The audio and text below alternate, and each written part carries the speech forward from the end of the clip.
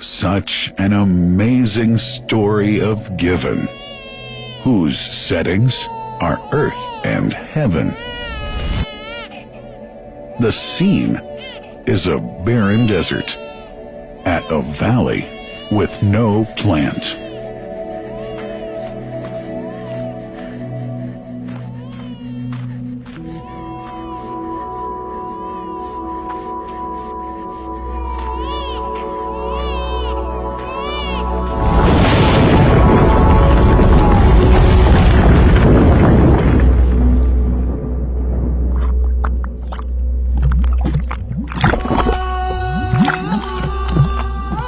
Here's Hagar using hands to bring together to restrain the gushing water.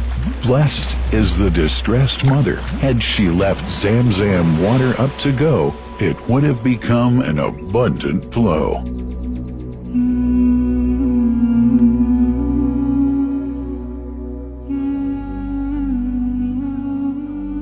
Gabriel stepped hither.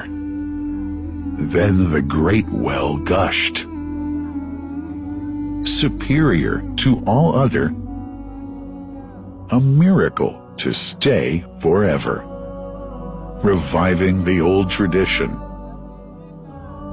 With a water so pure, drinking it is a devotion, and to body and soul is a cure, a blessing from the merciful God. And the prophet blessed it even more. With a touch of his mouth, and his heart was wherewith washed. It's a divine gift to the devout, never failing, nor drying out. Feeling hungry? Be its guest. Its oft-drinker suffers, no hunger nor thirst. Oh, Zam Zam, what a wonderful well! A miracle, timeless and eternal. There are only 21 meters that separate the Kaaba from the well of Zam Zam. The mouth of the well lies underneath the Mataf area, parallel to the black stone. It has two springs from which pure water issues forth. One from the Kaaba direction, and the other from Abu Qubay's mount and the hell of Safas. That venerable well is ever clean, having no moss, insects, fungi, or other unusual water contaminators. By the grace of God, Zam Zam's fresh water continues to outflow at 11 liters per second as minimum rate, and 18.5 liters per second as maximum. The amazing thing is that such a prolific well is only 31 meters deep, underneath the Kaaba diameter. The journey of the blessed water starts by pumping up water from the well, using two huge water pumps working alternately for 24 hours a day. Soon after, the pumped water is transmitted to the King Abdullah bin Abdulaziz project for Zam Zam water in Kadai through special pipelines to maintain its unique characteristics. Crystal clear water is on the way. Come, O seekers, no delay. As for the Prophet's mosque, Zam Zam water is transported to it in tankers with standard specifications. Their lids and valves are securely locked to preserve the water from any extraneous elements. No one can unlock them but the person in charge at the Prophet's mosque. Normally, 150,000 liters of water are transported per day, but this figure goes up to 400,000 liters per day during religious seasons. The processes of water drawing and pumping and the controlling of pipelines and tankers through optical fiber technology are all carried out using the high-tech SCADA system.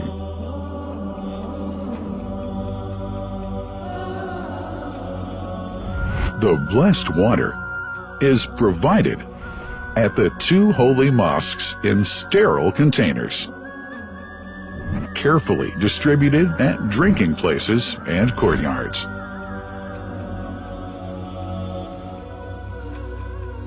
The containers are prepared at various filling points inside the Grand Mosque and the Prophet's Mosque, and then moved on electric carriers inside and around the two mosques.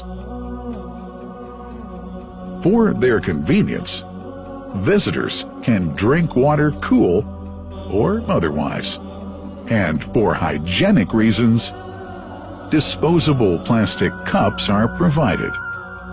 About 2 million cups are used on a daily basis.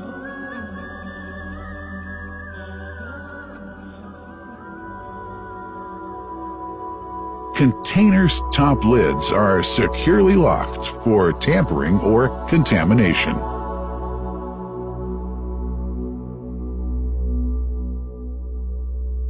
Predefined steps of periodic washing and sterilization of containers are carried out at special stations.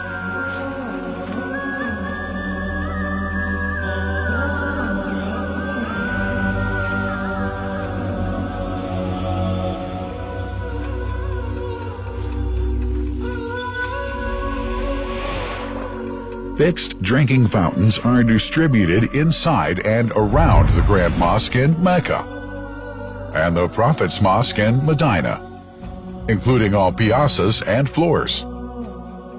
Additional cool water tanks are made available during seasons.